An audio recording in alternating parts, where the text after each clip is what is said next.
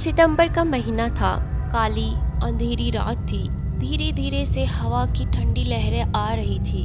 आकाश में बिजली चमक रही थी। महेंद्र चाचा अपने घर से दूर अपने खेत में हाट में सोए हुए थे। उनका खेत गांव के तालाब के पास था। बारिश के कारण पूरा तालाब भर गया था और खेत में घास भी ज्यादा हो गई थी। उसके कारण अंधेरे में यह सब ज्यादा डरावना लग रहा था। उस तालाब के किनारे आम के 6 से 7 पेड़ बड़े बड़े लगे हुए थे। आम के पेड़ की डालियों की आवाज भी काफी डरावनी लगता था। अचानक खेत में बंधी हुई भैंसों की चिल्लाने की आवाज आने लगी। महेंद्र चाचा को पता ही नहीं चल रही थी कि आखिर यह सब क्यों हो रहा है। भैंसें ऐसा क्यों कर रही है। उन्हें लगा कि शायद ठंडी के कारण यह भैंसें ऐसा चिल्ला रही है, इसलिए महेंद्र चाचा के खेत में चिमनी जलाई। उस चिमनी के उजाले में महेंद्र चाचा की नजर उनके खाट पे पड़ी। उन्होंने देखा कि एक स्त्री की खाट पे बैठी हुई है। यह देखकर उनका शरीर डर से कांपने लगा। उसी वक्त आकाश में बिजली का तेज झटका आया। वैसे तो महेंद्र चाचा बहुत बहादुर थे, लेकिन आज उन्हें भी थोड़ा डर लग रहा था। उसी वक्त काका ने आग में सूखी घास डालकर आग को और ज्यादा बढ़ाया, जिसकी वजह से वो औरत और भी ठीक से दिखाई दे रही थी।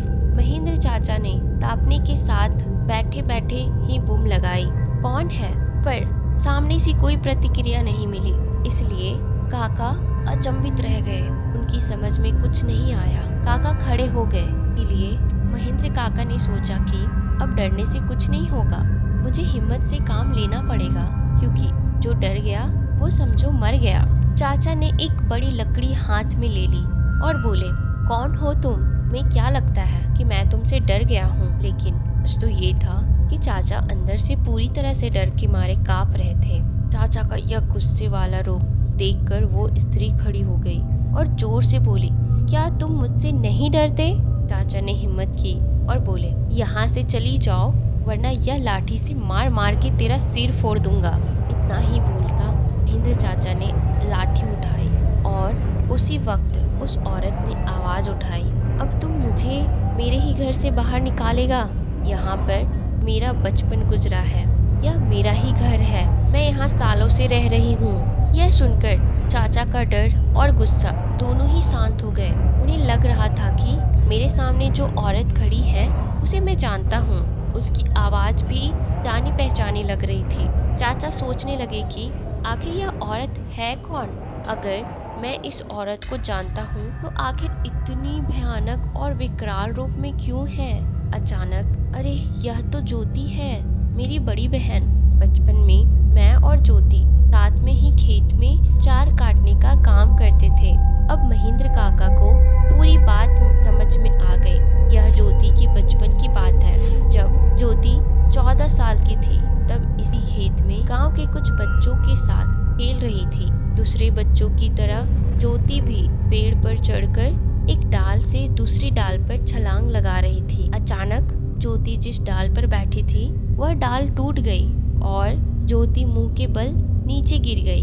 यह देखकर सारे बच्चे डर के मारे चिल्लाने लगे। बच्चों के चिल्लाने की आवाज सुनकर बड़े लोग वहां पहुंचे और ज्योति को उठा के हॉस्पिटल ले गए, लेकिन तब तक काफी देर हो चुकी थी। ज्योति की मौत हो गई थी। इंद्र चाचा को ये सारी बात याद आ गई। वह सीधा ज्योति के पास जाके रोने लगे। जब यह बात गांव वालों को पता चली तो सारे गांव वाले चौंक उठे। वास्तव में ज्योति ही थी। गांव के एक बड़े बुजुर्ग ने कहा कि ज्योति की मौत हुई थी तब वो एक बच्ची थी, इसलिए बालक समझ के उसे दफनाया गया था, लेकिन वास्तव में उसका अंतिम संस्कार करने की जरूरत थी। इसीलिए ज्योति की आत्मा आज तक भटक रही है। चाचा ने तुरंत ही ज्योति जहाँ दफनाया गया था वहाँ से निकालकर उसे अग्नि संस्कार के लिए निकाला गया। किसी की भी हिम्मत नहीं हो रही थी कि कोई उसके पास भी जा सके। उसी वक्त